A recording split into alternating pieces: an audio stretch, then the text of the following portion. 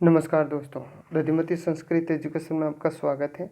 दोस्तों, इस समय वैश्विक महामारी की वजह से जो कोविड-19 है, कोविड-19 की वजह से हम सब अपने घरों में हैं और मैं भी आशा करता हूं कि आप इस समय स्वस्थ होंगे, अच्छे होंगे और आपका जो परिवार है वो स्वस्थ हो, ऐसी मैं मंगल कामना करता हूं।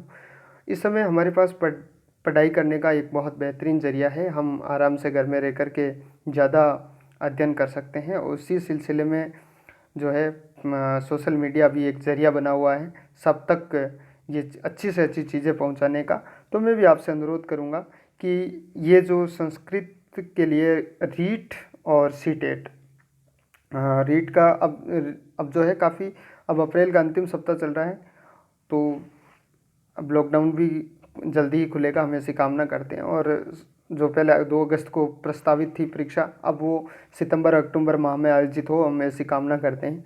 तो उसके लिए अब समय जो है ज़्यादा शेष नहीं बचा है।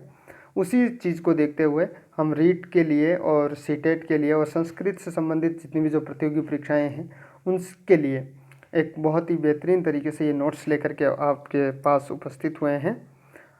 तो आप जो है इनका अध्ययन करें और हम शुरू से जो लेवल फर्स्ट होता है वहाँ से संस्कृत के व्याकरण और शिक्षण विधियों का हम बारी बारी से अध्ययन करेंगे। तो आपसे निवेदन है कि आप इस वीडियो को शुरू से अंत तक ज़रूर देखें और अपने मित्रों के साथ ज़रूर शेयर करें और उनके लिए विशेषकर अच्छा वीडियो साबित होगा जो वैकल्पिक तौर से फर्स्ट या सेकंड लैंग्वेज में संस्कृत रखते हैं, चाहे वो लेवल फर्स्ट हो चाहे सेकंड हो, तो ये सभी के लिए उपयोगी सिद्ध होने वाला है, ऐसी मैं कामना करता हूँ। एक वही संदेश जो आप सबके लिए, स्टे होम स्टे सेफ, अपने और अपने परिवार का आप ध्यान रखें और ज़्यादा से ज़्यादा सोशल मीडिया के ज़रिए और आपके पास जो भी नोट्स हैं उनसे आप अध्ययन करते रहें, इसी कामना के साथ। तो आइए दोस्तों, बिना समय गवाए हुए आज का हम ये टॉपिक शुरू करते हैं। दोस्तों, हम व्याकरण को शुरू कर रहे हैं ताकि कई बार क्या होता है कि व्याकरण में जो है इसके इतिहास से संबंधित भी प्रश्न पूछ लिए जाते हैं। तो व्याकरण को पहले पड़ाव से हम शुरू करते हैं। यहाँ पर संस्कृत जो है वो सभी भाषाओं की जननी मानी जाती है, सभी भाषाओं की माता या जननी कहा जाता है संस्कृत भाषा को। संस्कृत भाषा के और भी बहुत सारे नाम हैं जिसमें देवभाषा, देववाणी, भारती, संस्कृत, ये सब इस भाषा के अपर नाम हैं। दोस्तों, भगवान शिव ने अपने डमरू को 14 बार बजाया था। जब पाणिनि जी ने महर्षि पाणिनि ने उनकी तपस्या की थी, तब उन्होंने जो है शिव ने अपने डमरू को, अपने ढक्कम को 14 बार बजाया और उसमें से चतुर्दश जो ध्वनियाँ निकली उनको हम माहेश्वर सूत्रों के नाम से जानते हैं। शिव या महेश के डमरू से ये चतुर्दश सूत्र निकले थे जिनको पाणिनि जी ने लिपिबद्ध किया था। इनके बारे में भी हम विस्तृत तरीके से आगे चर्चा करेंगे, लेकिन उससे पहले यह देखें कि संस्कृत में जो है आज दिन तक के, हालांकि उसके बाद भट्टोजी दीक्षित हैं और जो हम जिस व्याकरण का हम अध्ययन करने जा रहे हैं वो भट्टोजी दीक्षित लघु सिद्धांत कौमुदी की व्याकरण का ही हम अध्ययन करेंगे। लेकिन उससे का जो इतिहास है उसमें 3 मुख्य व्याकरणाचार्य माने जाते हैं जो पाणिनि, ये काल क्रमानुसार हैं। दूसरे हैं वरुचि जिनको कात्यायन भी कहा जाता है, और पतंजलि। ये संस्कृत सेकंड ग्रेड में प्रश्न भी पूछा जा चुका है कि त्रिमुनि कौन थे। पाणिनि, वरुचि, पतंजलि, कात्यायन, पतंजलि, या फिर एक और नाम दे दिया, कहीं कात्यायन नाम दे दिया, कहीं वरुचि नाम दे दिया। तो आप ये जरूर ध्यान रखें कि कात्यायन का द्वितीय जो नाम है वो वरुचि भी है। अब जो महर्षि पाणिनि हैं, इनके इतिहास के बारे में यदि हम देखें तो इनको इतिहास में, व्याकरण इतिहास में, संस्कृत साहित्य के इतिहास में भी व्याकरणाचार्य के रूप में इनको सूत्रकार कहा जाता है। तो प्रश्न यह भी बनता है सूत्रकार के, तो सूत्रकार है पाणिनि, महर्षि पाणिनि। इन्हें प्रारंभिक या प्रथम मुनि भी कहा जाता है। इनका जन्म स्थान जो है वो वर्तमान पाकिस्तान में सालातुर नाम का जो गाँव है वहाँ पर है। इनके पिता का नाम पणिन था, माता का नाम दाक्षी था और गुरु का नाम उपवर्ष था। ऐसा कहा जाता है कि इन्होंने तक्षशिला विश्वविद्यालय में आचार्य के रूप में भी काम किया था। कृति जो है इनकी अष्टाध्यायी है। अष्टाध्यायी जो 8 अध्यायों का एक समूह है, अष्टानाम अध्यायानाम समूह समाहार, उसे अष्टाध्यायी कहते हैं। 8 अध्यायों का ये समूह है। 8 अध्याय और प्रत्येक अध्याय में जो है वो एक 4 पाद होते हैं, 4 चरण होते हैं। तो प्रत्येक अध्याय में 4 चरण हैं। तो इस तरीके से कुल जो चरणों की जो संख्या है वो 32 है, 32 है। कात्यायन, वरुचि, इनकी रचना को वार्तिक कहा जाता है, वार्तिककार कहा जाता है इनको। यानी कि पाणिनि के द्वारा जो सूत्र हैं उनको सिद्ध करने का कार्य, उनमें कई प्रकार के ऐसे जो सूत्र हैं जो सिद्ध नहीं हो रहे थे, वो वरुचि ने वार्तिक लिख करके इनको सिद्ध किया था। हम जब संधि पढ़ेंगे तब बहुत सारे ऐसे सूत्र पढ़ेंगे जो पाणिनि महर्षि वरुचि के द्वारा सिद्ध होंगे। पतंजलि, कृति इनकी जो है, इनकी जो रचना है वो महाभाष्य के रूप में है। इनको भाष्यकार कहा जाता है। महाभाष्यकार भी इन्हीं को कहा जाता है, महर्षि पतंजलि को। और एक आपको ये बता दें कि एक जो सूत्र है आपने देखा होगा, पतद्धन अंजलि, इस तरीके से सक्वंदादि सुपर रूप वाच्यम। तो ये जो वाच्यम जो है वो महर्षि कात्यायन के द्वारा रचित है। हम बात करें 14 सूत्रों की, माहेश्वर सूत्रों की, तो माहेश्वर सूत्र में जो शुरू के जो 4 सूत्र हैं वो स्वरों के बोधक हैं। प्रथम जो सूत्र है वो ए ई उण, दूसरा है रील रिक, तीसरा है एओं, तीसरा है अयौचा। और इनके जो प्रथम जो 4 कहलाते हैं वो अच कहलाते हैं। अचा स्वरः, अच प्रत्याहार के अंतर्गत जितने भी जो वर्ण आते हैं वो स्वर होते हैं। तो स्वरों की संख्या 9 होती है।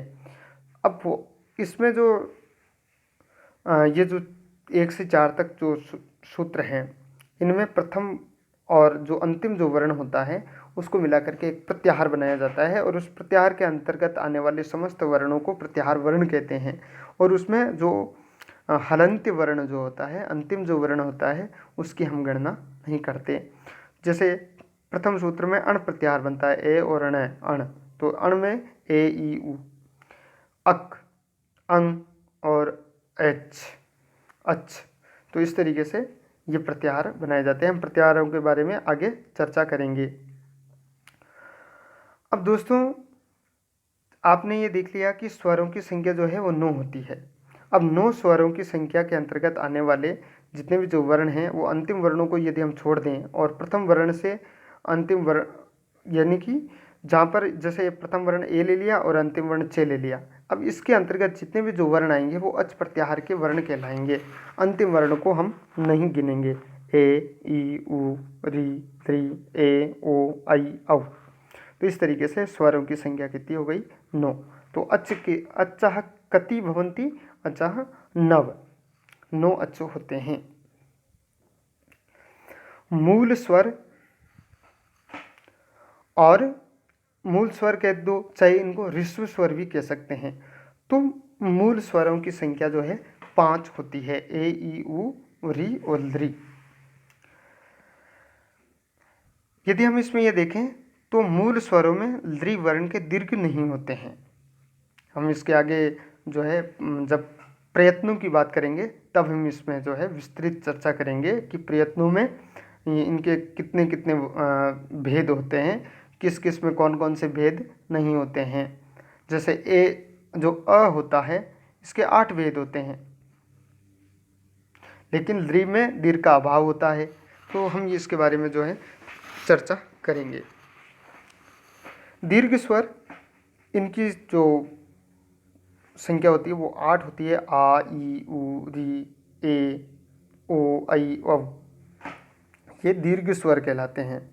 संयुक्त स्वर 4 संयुक्त स्वर होते हैं, अ ओ आई और औ। तो इस तरीके से यदि हम पूरे स्वरों की संख्या पर बात करें, कुल स्वरों की संख्या को यदि हम देखें, हालांकि ये स्वरों की संख्या नहीं गिनी जाती है, अधिकतर यही पूछा जाता है कि स्वर कितने होते हैं, तो स्वर 9 ही होते हैं। लेकिन यदि हम इनमें से पूरे स्वरों को निकालें तो ये स्वरों की कुल संख्या जो है वो 9 हो जाती है। ए, आ, ई, ऊ, री और री, ली, ए, आई, ओ, औ। इस तरीके से कुल स्वरों की संख्या कितनी हो गई? 13। लेकिन हमें प्रश्न यदि ये पूछे कि स्वरों की संख्या कितनी होती है, तो वहाँ पर 13 उत्तर बिल्कुल भी नहीं करना है।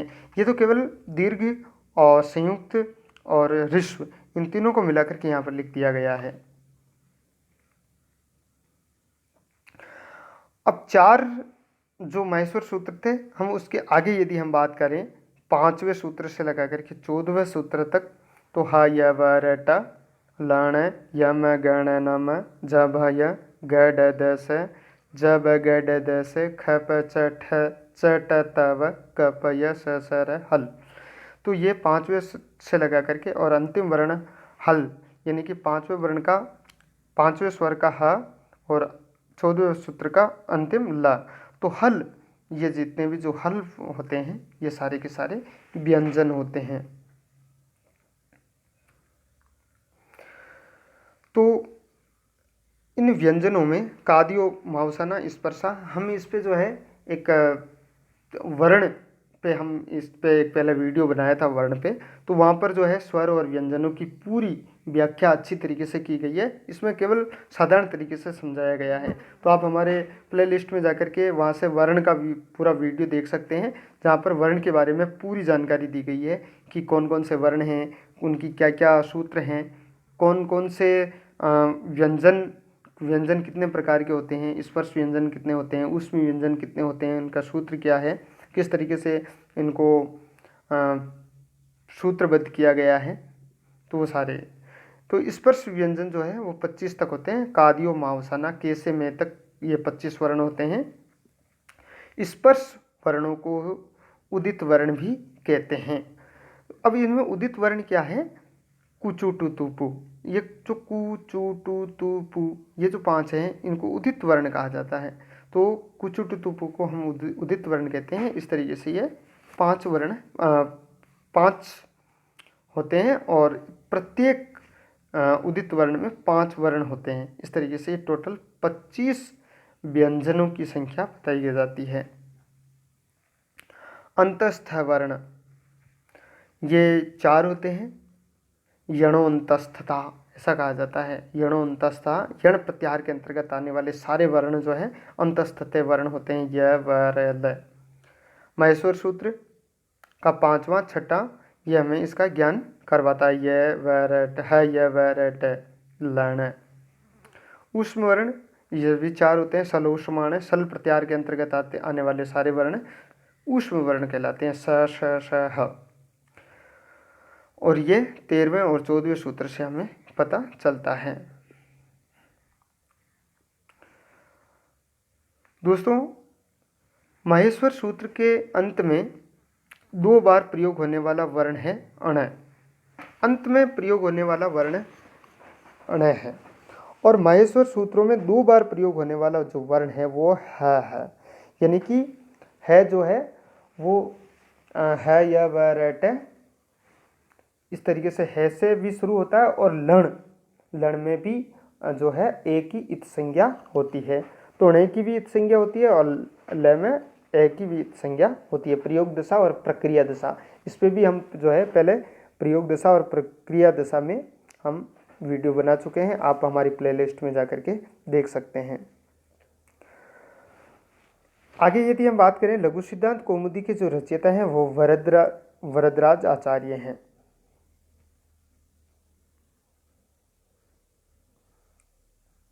सिद्धांत कौमुदी और लघु सिद्धांत कौमुदी, इनके अनुसार प्रत्याहारों की संख्या जो है 42 कही गई है। हालांकि कई विद्वान जो है इसके 44 प्रत्याहार भी मानते हैं। अंत में र और ल, इस तरीके से ये 44 प्रत्याहार हो जाते हैं। लेकिन अधिकतर जो प्रत्याहारों की संख्या मानी जाती है वो 42 ही मानी जाती है। उच्चारण स्थानों पर यदि हम इसके आगे बात करें तो प्रत्येक वर्ण जहाँ से उत्पन्न होता है वह उसका उच्चारण स्थान होता है। दोस्तों यहाँ पर आपको विशेष ध्यान रखने वाली बात यह है कि सामान्यतः जो है उच्चारण स्थानों की संख्या अधिकतर 8 बताई जाती है, लेकिन उच्चारण स्थानों की संख्या हमेशा कितनी होती है? 7 ही होती है। कंठ, तालु, मूर्धा, दंत, ओष्ठ, नासिका और जिह्वा। पाणिनीय शिक्षा के अनुसार उच्चारण स्थान 8 होते हैं, लेकिन सेकंड ग्रेड आरपीएससी के यदि आप सिलेबस में और माध्यमिक शिक्षा बोर्ड राजस्थान के सिलेबस में यदि हम बात कर रहे हैं, संदर्भ में बात करें, तो उच्चारण स्थानों की संख्या 7 ही मानी जाती है और 7 को ही सही उत्तर माना जाता है। 2 उच्चारण स्थान वाले जो है उनकी वर्णों की संख्या जो है वो 10 हो जाती है। प्रत्येक वर्ग का पंचम वर्ण और ए, ओ, ऐ, औ, व, इस तरीके से ये 10 शब्द होते हैं। यदि हम कंठों की बात करें, कंठ जो उच्चारण स्थान है, तो अकु है विसर्जनीयानाम कंठः। अकु है विसर्जनीयानाम कंठः। ए, आ, क वर्ग के वर्ग अर्थात उसके 5 वर्ण और ह और विसर्ग, इस तरीके से इनके जो है ए, आ, क वर्ग और है और विसर्ग, इनका उच्चारण स्थान कंठ होता है। दूसरा है इचु यशाणाम तालु। ई, च वर्ग, य और श, इनका उच्चारण स्थान तालु होता है। ऋतु रसाणाम मूर्धा। अगला जो है वो ऋतु रसाणाम मूर्धा। री, ट वर्ग और र और शेष षटकोण वाला स, इनका जो उच्चारण स्थान होता है वो मूर्धा होता है। तो ऋतु रसाणाम मूर्धा।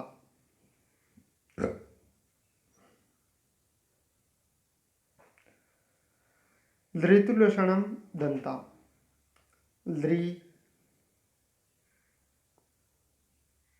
ऋतु रसाणाम दंता। ली, ते वर्ग और ले और शे, इनका उच्चारण स्थान दांत होता है। 5वां है उपपद्यमानव ओष्ठव। तो उ, ते वर्ग और जो उपपद्यमानी वर्ण होते हैं जैसे पे, तो इस तरीके से उनका उच्चारण स्थान जो है वो ओष्ठ होता है। यंगणानाम नासिका। य, म, ड, न, ये है जो है नासिका के उच्चारण स्थान। इनका यदि अब इसमें क्या होता है, हमें ये ध्यान देने योग्य है, यदि वो क वर्ग के साथ यानी 5 वर्णों के साथ अंतिम वर्ण लिखा जाता है तो उसका उच्चारण स्थान वही होगा जो उसके वर्ग का उच्चारण स्थान होता है। जैसे क, ख, ग, ग, ड, इस तरीके से लिखा जाता है तो उसका उच्चारण स्थान होगा कंठ। और यदि केवल य लिखा जाता है अलग से, तब उसका उच्चारण स्थान होगा नासिका। इसीलिए इसको चेक की ओर से दर्शाया जाता है, चैन और इनका उच्चारण स्थान नाक भी होता है। अदतौ कंठतालु। ए और ऐ, इसका उच्चारण स्थान कंठतालु। ओदतौ, ओ और औ का कंठोष्ठम। वकारस्य दंतोष्ठम और वह का उच्चारण स्थान दंतोष्ठ।